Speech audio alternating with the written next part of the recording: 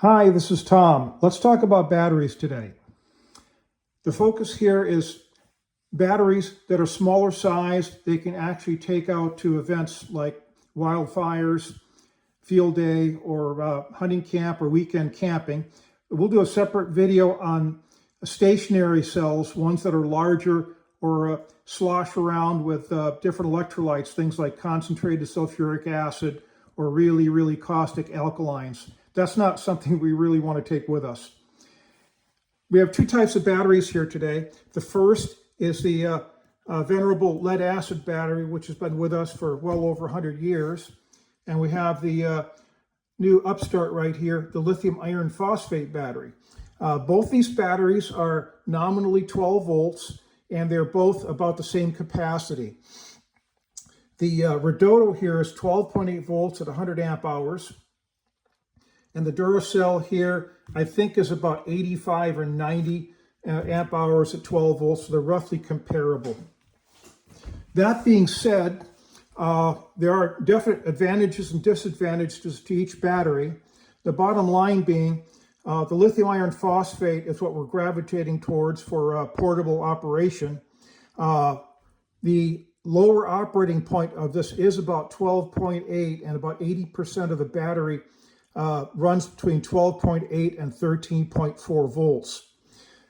The lead acid battery is slightly different. It tops out at about 12.6 practically, and it'll run down to about 12 at about 50% capacity. And you really don't want to take it down past that or you'll damage it. The Redodo, when it operates normally here, it's going to operate almost at a volt higher than the lead acid is. And that's significant. 12 volts equipment has such a low voltage that just a small change in voltage can have a huge change in the performance of an item.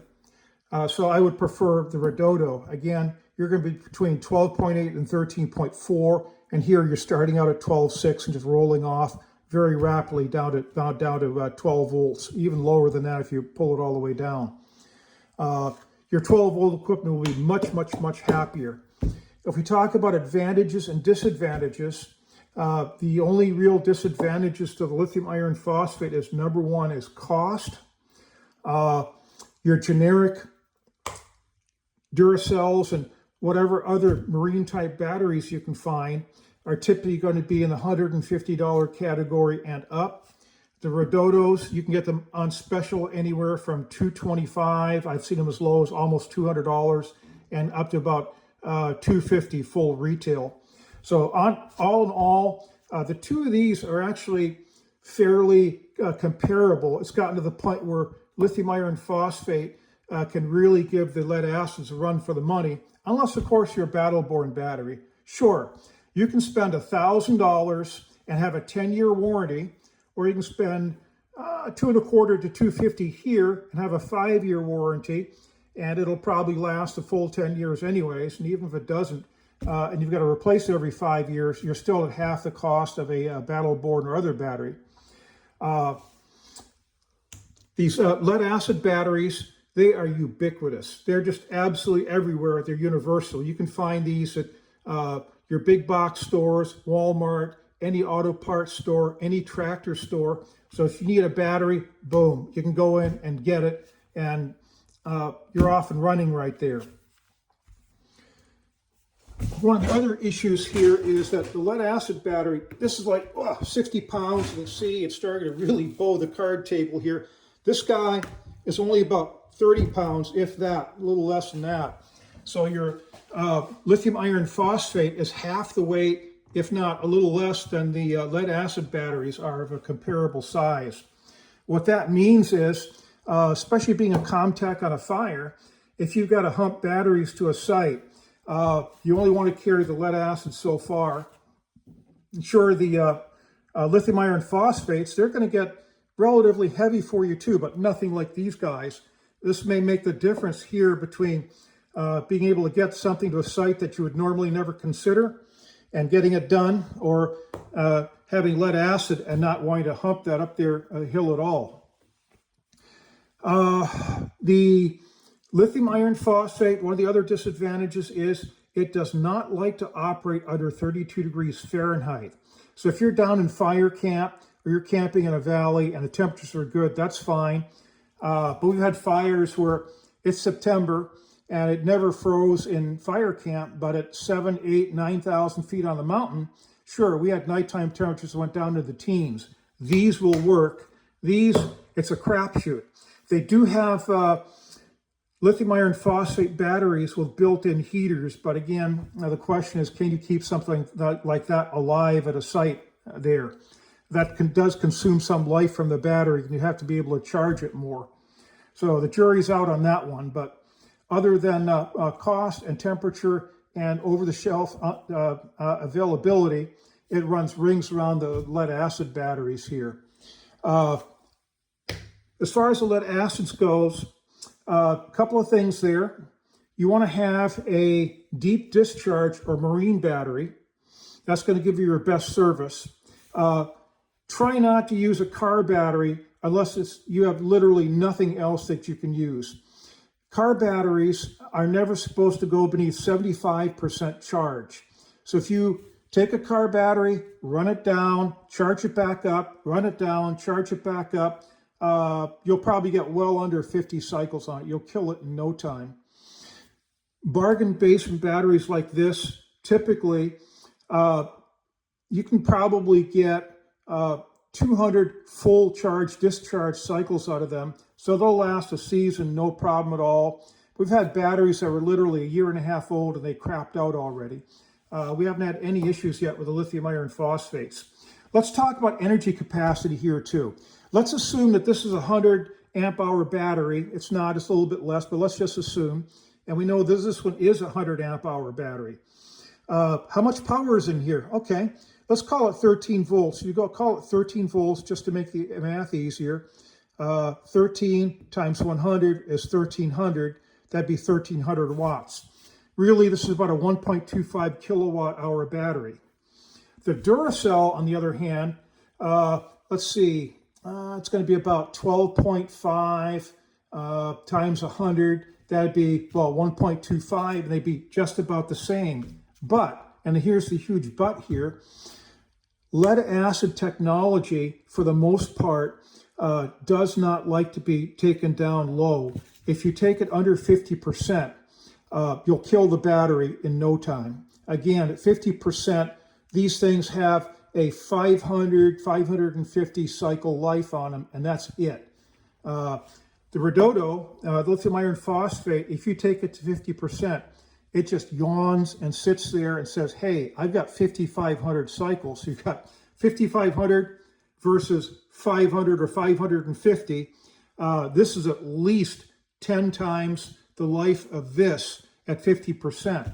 And actually what you can do is you can pull a Redodo all the way down to 80%, which is recommended. At 80%, the performance starts falling off a little bit, but at 80% of 1.25 kilowatts, you've pulled a kilowatt out of this. Whereas here, you're not supposed to take this down more than 50%, and 50% of roughly about 1.25, let's call it 600 watts, versus a full 1 kilowatt here, you're going to get 40% more power out of this without damaging the battery. You can also pull the lithium iron phosphate down to 99% depth of discharge with only 1% left, and you still get a staggering 2,500 cycles on this. It's incredible. These things just last and last and last and last. Lead acid, not so much. There is a new variant on this called a nanocarbon battery, and the nanocarbon battery has amazing service. Let's get into a phrase called PSOC, partial state of charge. What that means is whether the battery likes being left at a partial charge or not. The Redodo or the lithium iron phosphates are definite partial state of charge batteries. You can bring this down to a low battery level, let it sit there, walk away, come back months later, charge it back up, and you've done no damage to it. It likes that. If you take a standard lead acid battery and do that, well, you're kind of SOL. You get this thing called sulfation. And what happens is, as your lead and lead peroxide combine with the sulfuric acid, you wind up with lead sulfate on both plates. And when you try to recharge this, you wind up with larger crystals of lead sulfate that don't conduct and don't break down, and your battery loses capacity. So really, if you have a non-nanocarbon lead acid battery, you got to charge those things up as soon as you can. The nanocarbon batteries have just popped up really recently here, and they're a game changer for lead acid. Okay, let's go pull this out here.